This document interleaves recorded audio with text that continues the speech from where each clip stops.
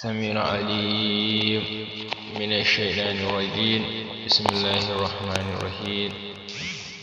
السلام عليكم ورحمة الله وبركاته. ‘Yan uwana musulmai maza da mata, da fatan kowa ya wani lafiya, Allah ya sa haka, amin.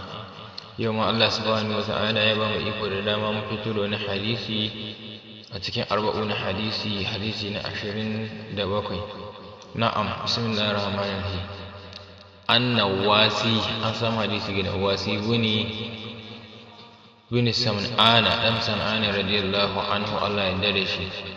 An Nabi sallallahu alaihi wasallam, da manzon Allah tsira da amjala tabbata gare shi, kala ya ce, albirru husnul khulqi, biyayya kyakkyawar tabi'a, wal ismu, kaga shi kuma zunubi, ma halaka, abinda yake halaka ka fi sadarka, ga yake hake motsa ake sosa maka fi sadarka ga zuciyarka, wa karihtu ka ƙi abin nan, an yi dalla a alaihin nasu, mutane su gani ka kana aikata wannan abin. Rawahul muslim shi rawaito wannan hadisi. Wa an wasibata, an samu daga dan wasibata, shi kuma buni ma'abadi dan ma'abadi radiyallahu anhu, Allah ya yarda da shi. Qala ya ce, ara'aita anna rasulullahi sallallahu alaihi wasallam, Allah kana gani? Wa qala yace, ji'ita, ka taho, tas'alu, ka tambaye ni, anil birri, ga biyayya. Qulta, nace na'am, ya manzo Allah sallallahu alaihi wasallam. Wa qala yace, istafa albaka, ka bi zuciyarka. Albirru, kaga ita biyayya, ma abinda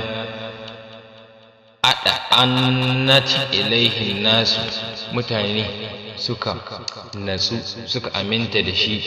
wada ma'anna ilaihi qalba, kuma zuciya ta amintu da shi, shine biyayya. Wal ismu, kaga shi kuma zunubi, ma halaka, abinda yake sosa maka, yake sosawa fi nafsi, ga rai, wa taraddada, kuma kana taraddadi ga wannan abin, fi sadarika, cikin zukatanka ko cikin ranka.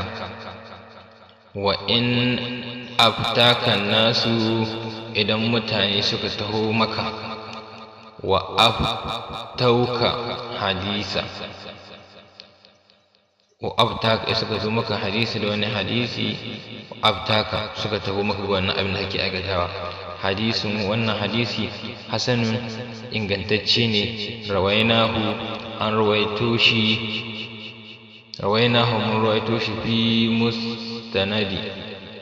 fi mustanadi da istinadi